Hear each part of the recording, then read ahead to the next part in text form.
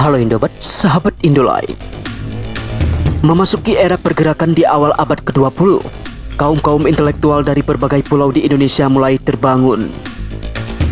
Puncaknya pada pembacaan Sumpah Pemuda 28 Oktober 1928 yang menyatukan seluruh kepulauan ini dengan nama Indonesia.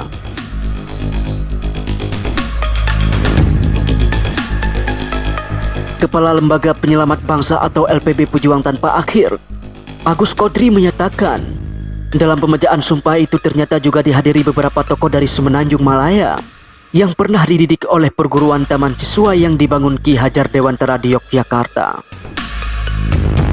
Para tokoh itulah yang kemudian menginisiasi berdirinya Universitas Kebangsaan di Malaysia.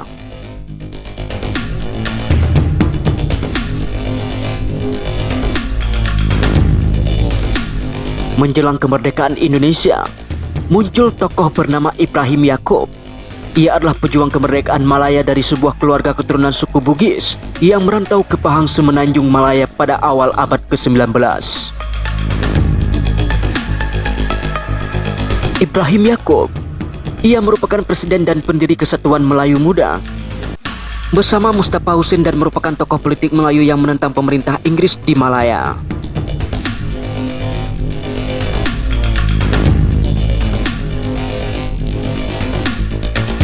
Ibrahim Yaakob merupakan pendukung gagasan Indonesia Raya yang menghendaki penyatuan Malaya dengan wilayah bekas Hindia Belanda yang kini Indonesia.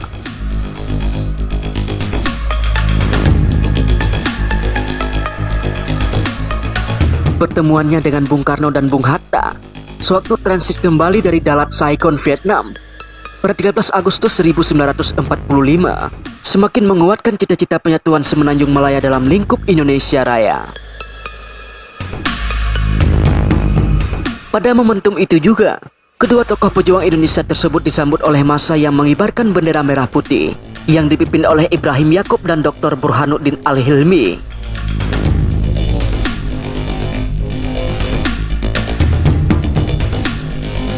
Kesatuan Rakyat Indonesia Semenanjung atau KRIS memang dibentuk untuk menyongsong rencana proklamasi kemerdekaan negara baru bernama Indonesia di tanah Semenanjung Malaya dan Singapura.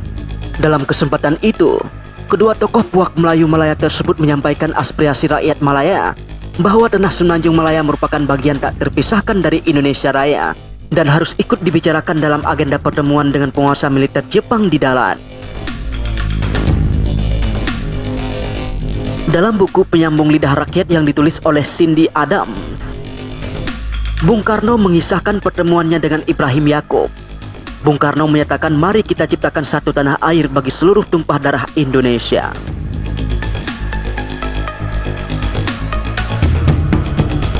Namun sayangnya, beberapa hari kemudian dalam sidang Panitia Persiapan Kemerdekaan Indonesia atau PPKI, wilayah Indonesia hanya disepakati dari bekas jajahan Belanda dari Sabang sampai Merauke. Bung Karno menyatakan, nanti juga ada waktunya untuk diperjuangkan daerah-daerah yang berada di luar jajahan Belanda, atau yang dimaksudkan adalah Semenanjung Malaya, Sarawak, Sabah, dan Brunei, serta Singapura.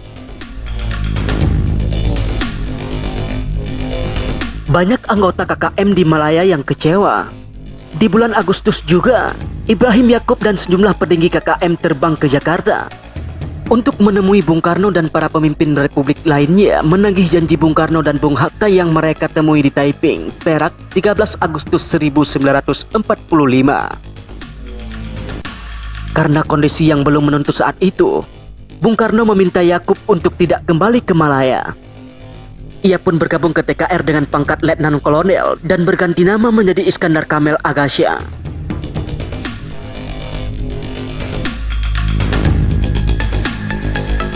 Oleh Bung Karno, ia diberi tugas untuk membentuk Badan Intelijen SOI Seksi I Luar Negeri.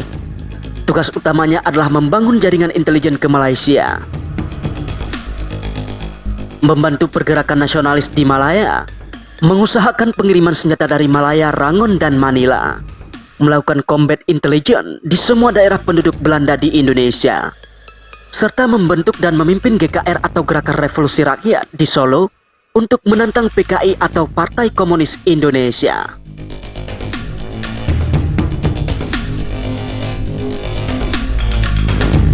Pada agresi militer 2 Desember 1948, Ibrahim bergerilya di daerah Karanganyar dan Merapi hingga kembali ke Yogyakarta pada Agustus 1949.